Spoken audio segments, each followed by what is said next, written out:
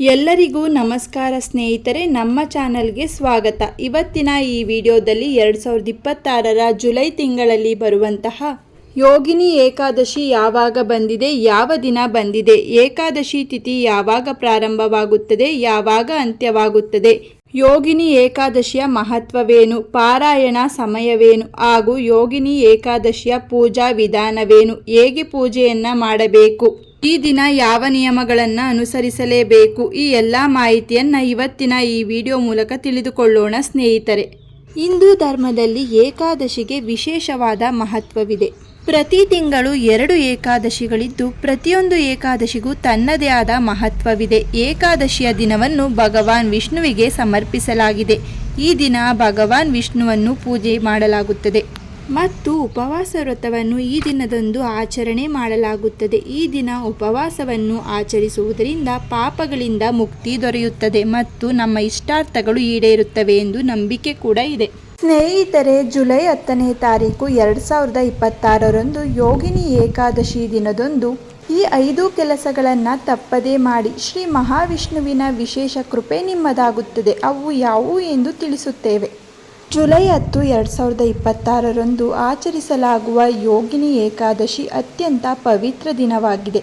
ಈ ದಿನದಂದು ಶ್ರೀ ಮಹಾವಿಷ್ಣುವಿನ ಆರಾಧನೆ, ಉಪವಾಸ, ತುಳಸಿ ಪೂಜೆ ಹಾಗೂ ದಾನ ಮಾಡಿದರೆ ವಿಶೇಷ ಪುಣ್ಯ ಲಭಿಸುತ್ತದೆ. ಅಷ್ಟೇ ಅಲ್ಲದೆ ಯೋಗಿನಿ ಏಕಾದಶಿಯ ದಿನದಂದು ಈ 7 ವಸ್ತುಗಳನ್ನು ಮನೆಗೆ ತಂದರೆ ಶುಭ ಫಲ ಸಿದ್ಧಿಯಾಗುತ್ತದೆ. ಅವು ಯಾವುವು ಎಂದರೆ, ಯೋಗಿನಿ ಏಕಾದಶಿಯ ದಿನ ಶ್ರೀ ಮಹಾವಿಷ್ಣು ಮತ್ತು ಮಹಾಲಕ್ಷ್ಮಿಯನ್ನು ಭಕ್ತಿಯಿಂದ ಪೂಜೆ ಮಾಡಲಾಗುತ್ತದೆ. ಈ ದಿನ ತುಳಸಿ ಗಿಡ, ಶಂಖ, ಶ್ರೀಫಲ, ತೆಂಗಿನಕಾಯಿ, ಹಳದಿ, ಕುಂಕುಮ, ಗೋಮತಿ ಚಕ್ರ ಹಾಗೂ ಲಕ್ಷ್ಮೀನಾರಾಯಣರ ಚಿತ್ರವನ್ನು ಮನೆಗೆ ತರುವುದರಿಂದ ಶುಭ ಉಂಟಾಗುತ್ತದೆ. ಅಷ್ಟೇ ಅಲ್ಲದೆ ಈ ವಸ್ತುಗಳನ್ನು ತಂದರೆ ಹಣ ಅಥವಾ ಐಶ್ವರ್ಯ ಖಚಿತವಾಗಿ ಬರುತ್ತದೆ. ಅಷ್ಟೇ ಅಲ್ಲದೆ ಈ ದಿನ ವಿಷ್ಣು ಸಹಸ್ರನಾಮ ಪಾರಾಯಣ ಮಾಡಿ, ಓಂ ನಮೋ ನಾರಾಯಣ ಮಂತ್ರ ಜಪ, ದಾನ ಧರ್ಮ ಅನ್ನದಾನ ಮಾಡುವುದಕ್ಕೂ ವಿಶೇಷ ಮಹತ್ವವಿದೆ. ಈ ದಿನ ಶ್ರೀ ಮಹಾವಿಷ್ಣು ಹಾಗೂ ಧನಾಧಿಪತಿ ಕುಬೇರನ ಆರಾಧನೆ ಮಾಡುವುದರಿಂದ ಪಾಪ ವಿಮೋಚನೆಯಾಗುತ್ತದೆ, ಆರೋಗ್ಯ, ಐಶ್ವರ್ಯ ಹಾಗೂ ಜೀವನದಲ್ಲಿ ಪ್ರಗತಿ ದೊರೆಯುತ್ತದೆ ಎಂದು ಶಾಸ್ತ್ರಗಳಲ್ಲಿ ತುಂಬ ಉಲ್ಲೇಖವಾಗಿ ವಿವರಣೆ ನೀಡಿದ್ದಾರೆ. ಯೋಗಿನಿ ಏಕಾದಶಿಯು 2026ರ ಜುಲೈ 10ನೇ ತಾರೀಕು ಶುಕ್ರವಾರದಂದು ಬರುತ್ತದೆ. ಯೋಗಿನಿ ಏಕಾದಶಿ ತಿಥಿ ಆರಂಭವಾಗುವಂಥದ್ದು ಜುಲೈ 9ನೇ ತಾರೀಕು 2026ರಂದು ರಾತ್ರಿ 7:46 ಪ್ರಾರಂಭವಾಗಿ ತಿಥಿ ಮುಕ್ತಾಯಗೊಳ್ಳುವುದು 10ನೇ ತಾರೀಕು ಜುಲೈ 2026ರಂದು ಸಂಜೆ 4:52 ಮುಕ್ತಾಯಗೊಳ್ಳುತ್ತದೆ. ಯೋಗಿನಿ ಏಕಾದಶಿ ಪಾರಾಯಣ ಸಮಯವು 11ನೇ ತಾರೀಕು ಜುಲೈ 2026ರಂದು ಬೆಳಿಗ್ಗೆ 5:50ದಿಂದ 8:35 ಇರುತ್ತದೆ.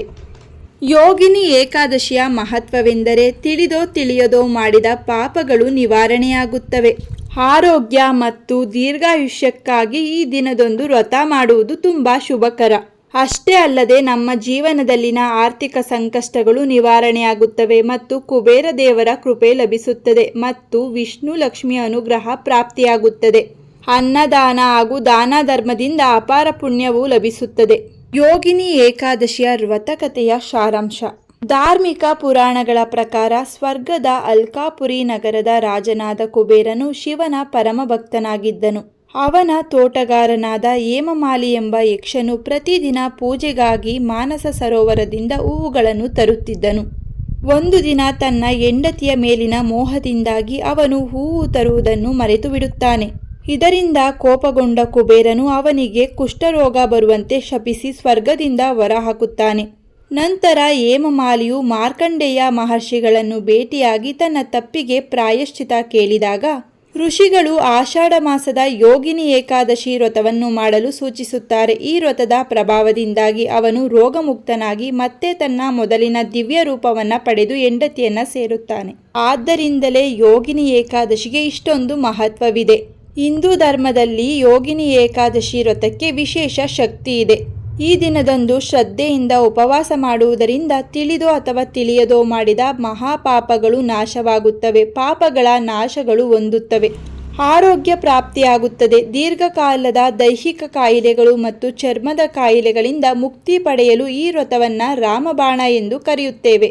ಈ ಒಂದು ಏಕಾದಶಿ ವ್ರತವನ್ನು ಆಚರಿಸುವುದು ಸುಮಾರು 88 ಬ್ರಾಹ್ಮಣರಿಗೆ ಅನ್ನದಾನ ಮಾಡಿದ ಪುಣ್ಯಕ್ಕೆ ಸಮಾನವಾಗಿರುತ್ತದೆ. ಆದ್ದರಿಂದ ಪ್ರತಿಯೊಬ್ಬರೂ ಜುಲೈ 10ರಂದು 2026ರಂದು ಅತ್ಯಂತ ಪವಿತ್ರವಾದ ಯೋಗಿನಿ ಏಕಾದಶಿ ವ್ರತವನ್ನು ಆಚರಣೆ ಮಾಡಿ.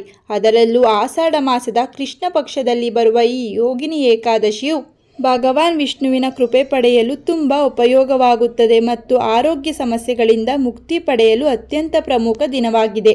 ಈ ದಿನ ಇವುಗಳನ್ನು ತಪ್ಪಿಸಿ. ಈರುಳ್ಳಿ, ಬೆಳ್ಳುಳ್ಳಿ ಹಾಗೂ ತಾಮಸಿಕ ಆಹಾರಗಳು, ಸುಳ್ಳು, ಕೋಪ, ನಿಂದನೆಯನ್ನು ತಪ್ಪಿಸಿ. ಅನಗತ್ಯ ವಾದ ವಿವಾದಗಳನ್ನು ಮಾಡಲೇಬೇಡಿ. ಅಕ್ಕಿಯನ್ನು ತಿನ್ನಬೇಡಿ. ಧಾನ್ಯ ಸೇವನೆ ಮಾಡಬೇಡಿ. ಕೋಪ, ಜಗಳ, ಅಸತ್ಯ ಮಾತುಗಳನ್ನು ಆಡಲೇಬೇಡಿ. ಅನವಶ್ಯಕ ವ್ಯಯವನ್ನು ತಪ್ಪಿಸಿ. ಏಕಾದಶಿ ಪೂಜಾ ವಿಧಾನ. ಬ್ರಹ್ಮ ಮುಹೂರ್ತದಲ್ಲಿ ಎದ್ದು ಮನೆಯನ್ನು ಶುಚಿಗೊಳಿಸಿ ಸ್ನಾನವನ್ನು ಮಾಡಿಕೊಳ್ಳಬೇಕು. ಶುದ್ಧವಾದ ಬಟ್ಟೆಯನ್ನು ಧರಿಸಬೇಕು. ವಿಷ್ಣುವಿನ ಪೂಜೆಗಾಗಿ ಪೀಠವನ್ನು ಸಿದ್ಧಪಡಿಸಿಕೊಳ್ಳಬೇಕು. ಪೀಠದಲ್ಲಿ ರಂಗೋಲಿಯನ್ನು ಹಾಕಿ ಶುಚಿಗೊಳಿಸಬೇಕು. ಪೂಜೆಯ ಸ್ಥಳದಲ್ಲಿ ಕುಳಿತು ಓಂ ನಮೋ ನಾರಾಯಣ ಎಂಬ ಮಂತ್ರವನ್ನು ಜಪಿಸುತ್ತಾ ಉಪವಾಸವನ್ನು ಕಟ್ಟುನಿಟ್ಟಾಗಿ ಆಚರಿಸುವ ಸಂಕಲ್ಪ ವ್ರತವನ್ನು ಮಾಡಿಕೊಳ್ಳಬೇಕು. ತುಳಸಿ ಪೂಜೆ ಮಾಡುವ ವಿಧಾನ. ಭಗವಾನ್ ವಿಷ್ಣುವಿಗೆ ತುಳಸಿ ಎಲೆಗಳು ಅತ್ಯಂತ ಪ್ರಿಯ. ಮುಂಜಾನೆ ತುಳಸಿ ಗಿಡಕ್ಕೆ ನೀರನ್ನು ಅರ್ಪಿಸಿ ಪೂಜಿಸಿ ನಂತರವೇ ಪೂಜೆಗೆ ತುಳಸಿ ದಳಗಳನ್ನು ತೆಗೆಯಿರಿ. ಏಕಾದಶಿಯ ದಿನ ತುಳಸಿ ಎಲೆಗಳನ್ನು ಕೀಳಬಾರದು. ಇಂದಿನ ದಿನವೇ ಮುರಿದಿಟ್ಟುಕೊಂಡು ತುಳಸಿಯನ್ನು ಬಳಸಬೇಕು. ವಿಷ್ಣು ದೇವರ ಫೋಟೋ ಅಥವಾ ಮೂರ್ತಿಯ ಮುಂದೆ ದೀಪಗಳನ್ನು ಹಚ್ಚಬೇಕು. ಫೋಟೋಗೆ ಚಂದನ, ಹಳದಿ, ಹೂ ಮತ್ತು ತುಳಸಿ ದಳಗಳನ್ನು ಅರ್ಪಿಸಬೇಕು. ವಿಷ್ಣು ದೇವರ ಫೋಟೋಗೆ ಅರಿಶಿನ, ಕುಂಕುಮ, ಗಂಧ ಮತ್ತು ಹಳದಿ ಹೂಗಳನ್ನು ಅರ್ಪಣೆ ಮಾಡಬೇಕು. ಶ್ರೀ ವಿಷ್ಣು ಅಥವಾ ಶ್ರೀ ಕೃಷ್ಣ ಮೂರ್ತಿಗಳಿಗೆ ಪಂಚಾಮೃತ ಅಭಿಷೇಕ, ಶುದ್ಧ ಗಂಗಾಜಲ ಅಭಿಷೇಕವನ್ನು ಮಾಡಬೇಕು. ಮಂತ್ರ ಜಪ. ದಿನವಿಡೀ ಈ ಮಂತ್ರಗಳನ್ನು ಜಪಿಸುವುದು ಅತ್ಯಂತ ಶುಭಕರ. ಓಂ ನಮೋ ಭಗವತೆ ವಾಸುದೇವಾಯ ನಮಃ ಅಥವಾ ಹರೇ ರಾಮ ರಾಮ ರಾಮ ಹರೇ ಹರೇ ಹರೇ ಕೃಷ್ಣ ಹರೇ ಕೃಷ್ಣ ಕೃಷ್ಣ ಕೃಷ್ಣ ಹರೇ ಹರೇ ಎಂಬ ಮಂತ್ರವನ್ನು ಜಪಿಸಬೇಕು. ಹಾಗೂ ವಿಷ್ಣು ಸಹಸ್ರನಾಮ ಅಥವಾ ವಿಷ್ಣು ಮಂತ್ರಗಳನ್ನು ಪಠನೆ ಮಾಡುತ್ತಿರಬೇಕು. ನೈವೇದ್ಯಕ್ಕೆ ಹಣ್ಣುಗಳು, ಹಾಲು ಅಥವಾ ತುಪ್ಪದಿಂದ ಮಾಡಿದ ಸಿಹಿ ತಿಂಡಿಗಳನ್ನು ಅರ್ಪಣೆ ಮಾಡಬೇಕು. ನಂತರ ದ್ವಾದಶಿ ದಿನದಂದು ಪಾರಣಿ ಸಮಯ ಪಾರಾಯಣವನ್ನು ಮುಕ್ತಾಯಗೊಳಿಸಬೇಕು. ಸ್ನೇಹಿತರೆ, ಇವತ್ತಿನ ಈ ವಿಡಿಯೋದಲ್ಲಿ ಜುಲೈ 10ನೇ ತಾರೀಕು 2026ರಂದು ಯೋಗಿನಿ ಏಕಾದಶಿ ಯಾವ ದಿನ ಬಂದಿದೆ, ಯಾವಾಗ ಆಚರಣೆ ಮಾಡಬೇಕು, ಯೋಗಿನಿ ಏಕಾದಶಿಯು ಯಾವಾಗ ಪ್ರಾರಂಭವಾಗುತ್ತದೆ, ಯಾವಾಗ ಅಂತ್ಯವಾಗುತ್ತದೆ, ಪೂಜಾ ಸಮಯ ಯಾವುದು ಹಾಗೂ ಈ ಪೂಜೆಯನ್ನು ಹೇಗೆ ಮಾಡಬೇಕು, ಈ ದಿನ ಯಾವ ನಿಯಮಗಳನ್ನು ಅನುಸರಿಸಲೇಬೇಕು, ಈ ಎಲ್ಲ ಮಾಹಿತಿಯ ಬಗ್ಗೆ ಸಂಪೂರ್ಣವಾಗಿ ಇವತ್ತಿನ ಈ ವಿಡಿಯೋ ಮೂಲಕ ತಿಳಿಸಿದ್ದೇವೆ. ಸ್ನೇಹಿತರೆ, ಇವತ್ತಿನ ಈ ವಿಡಿಯೋ ನಿಮಗೆ ಇಷ್ಟವಾದಲ್ಲಿ ಈ ವಿಡಿಯೋವನ್ನು ಲೈಕ್ ಮಾಡಿ, ಹಾಗೆ ನಿಮ್ಮ ಫ್ಯಾಮಿಲಿ ಮತ್ತು ಫ್ರೆಂಡ್ಗೆ ಶೇರ್ ಮಾಡಿ. ಇದೇ ರೀತಿಯ ಮತ್ತಷ್ಟು ಮಾಹಿತಿಗಾಗಿ ನಮ್ಮ ಚಾನಲನ್ನು ಸಬ್ಸ್ಕ್ರೈಬ್ ಮಾಡಿಕೊಳ್ಳಿ. ಮತ್ತೆ ಸಿಗೋಣ ಮತ್ತೊಂದು ವಿಡಿಯೋದಲ್ಲಿ. ಎಲ್ಲರಿಗೂ ಧನ್ಯವಾದಗಳು.